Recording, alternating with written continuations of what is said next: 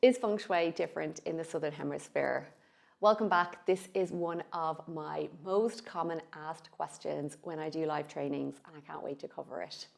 So we think that the Southern Hemisphere, or we can perceive that the Southern Hemisphere is different Feng Shui wise because we use a compass to analyze the homes. And I have so many people who live in the Southern Hemisphere in our community who've seen amazing success, but it can be kind of hard to click. Well, how can you use the same Feng Shui in the Northern Hemisphere as the Southern Hemisphere? Because if you are down in the Southern Hemisphere, the toilet water, when you flush the toilet, it goes the other way. But that's actually due to an effect called the Coriolis Effect, which I've just recently learned the name of it. But the Coriolis Effect is not the same as the impact as the compass. So we work with a compass, and the compass always looks for north. So the north, true north, magnetic north, is always to the north.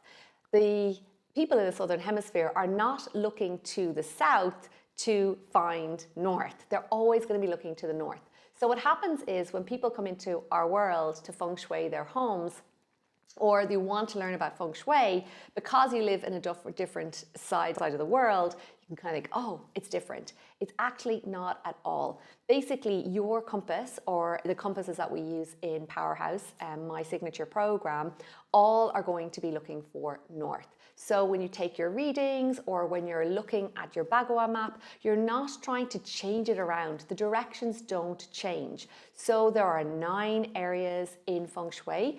Each direction is always, the compass is always going to show that direction north. There are some schools, and I've come across some schools of Feng Shui that do change it. I'm not sure why, I'm not sure the reasoning why, but in Classical Flying Stars, the practice that we teach, the Northern Hemisphere, Southern Hemisphere, we're working with the same north always, and there's no impact on the fact that you live in the Southern Hemisphere. So hopefully you're taking a bit of relief, and now you can go and dive in to learn about all the other areas in my other YouTube videos here. There are so many videos that I have covered that will teach you different aspects about Feng Shui and what every area represents and where it is. You can check out those videos in my channel. I'd really appreciate if you are interested in learning more about Feng Shui, that you subscribe and like my channel. That would be super helpful. And you'll also get to see all the updated videos, which I'm making so many new ones too. Now, it's really important when it comes to Feng Shui that you don't get too bogged down in the compass, because really when it comes to getting accurate Feng Shui readings and to getting the most out of Feng Shui is working with a professional who actually does the analysis for you and can really define the exact directions. Because when we're working with Feng Shui, we're not just looking at north. There's actually the compass that we use in Feng Shui is called the Lohan compass. And this has even more segments on it. And each of those segments defines a different energy for your home. And it also brings into consideration the year your house is built, the size of your house, the shape of your house, the exterior location around your house. So if you are learning about Feng Shui and you're just getting started, you're in the Southern Hemisphere and you're like, oh, I don't know where to start, I would say come to my channel, check out the videos that are based on the themes that you're most interested in getting support about and looking for the general direction, as opposed to being like, oh, I have to be like so accurate and figure it all out, because that type of and that level of specificity is really just most important for you if you are working with a professional, which is what we do with our clients, and we will define and tell you exactly the direction and the area, what the remedy is required. But in the meantime, what you're working with is surface Feng Shui, the visible area.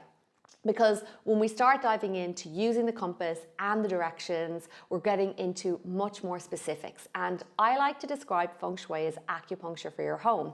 So the acupuncturist won't just come and like stick random needles anywhere around your body to balance you. They will do a consult, they will do an analysis, they will check your tongue, they'll check your pulse, they will like find out what's going on, and then they will prescribe and give you specific remedies or put specific needles at specific points around your body to bring harmony and balance into your body.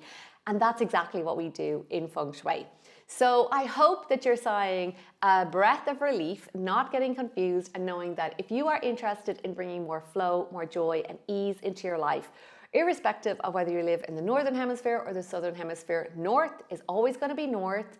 The 9 directions don't change, but I would start very small and just start thinking at the theme that you're looking for most support with, and come and check out my channel for that theme, because there's health, career, finance, prosperity, family and community, creativity, spirituality and travel. And if any of those things spark, you're like, I want more of that, well, come and check out the channel for more details. Thank you so much, and I'm looking forward to sharing more tips with you here on this channel.